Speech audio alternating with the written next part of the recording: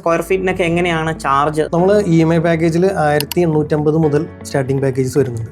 അത് ബേസിക്കലി നമ്മളിപ്പോൾ 3 പാക്കേജാണ് ചെയ്യുന്നത്. 1850 വരുന്നുണ്ട്, 1925, 2025 ഇങ്ങനെ 3 പാക്കേജാണ് നിലവിൽ നമ്മൾ EMIയിൽ ചെയ്യുന്നത്. 1850 പാക്കേജിൽ വരുന്നതെന്ന് വെച്ച് കഴിഞ്ഞാൽ ഫുൾ വർക്കാണ്. ഫൗണ്ടേഷൻ നമ്മൾ കരിങ്കൽ തറയാണ് ചെയ്യുന്നത്.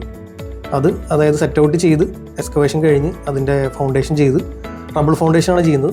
അത് കഴിഞ്ഞ് അതിൻ്റെ മുകളിൽ ബെൽറ്റ്, പിന്നെ ബ്രിക്ക് വർക്ക്, അതുപോലെ ലിൻഡൽ, സൺഷെയ്ഡ്, സ്ലാബ്, പ്ലാസ്റ്ററിങ്, അതുപോലെ തന്നെ ഫിനിഷിങ്ങിലേക്ക് വരുമ്പോൾ അതിൻ്റെ പെയിൻറ്റിങ്ങിൽ വരുന്നത് നമ്മളുടെ ഒരു കോട്ട് പ്രൈമറും ഒരു കോട്ട് എമൽഷനുമാണ് വരുന്നത്. പിന്നെ വരുന്നത് സാനിറ്ററി നമ്മൾ യൂസ് ചെയ്യുന്നത് സെറ ആൻഡ് ഇക്വലൻ്റ് ആയിട്ടുള്ള ബ്രാൻഡ്സാണ് നമ്മൾ യൂസ് ചെയ്യുന്നത്. അതുപോലെ തന്നെ ഇലക്ട്രിക്കലിൽ നമ്മൾ V-ഗാർഡ്, ഫിനോലെക്സ് അങ്ങനെയുള്ള മെറ്റീരിയൽസിനെ നമ്മൾ യൂസ് ചെയ്യുന്നു വയേഴ്സിന്. പിന്നെ സ്വിച്ചസിൻ്റെ കേസ് വരുമ്പോൾ നമ്മൾ ലെഗ്രാൻഡ്, GM, ഇൻഡോവേഷൻ അങ്ങനെ ബ്രാൻഡഡ് ആയിട്ടുള്ള ഐറ്റംസ് തന്നെയാണ് നമ്മൾ യൂസ് ചെയ്യുന്നത്.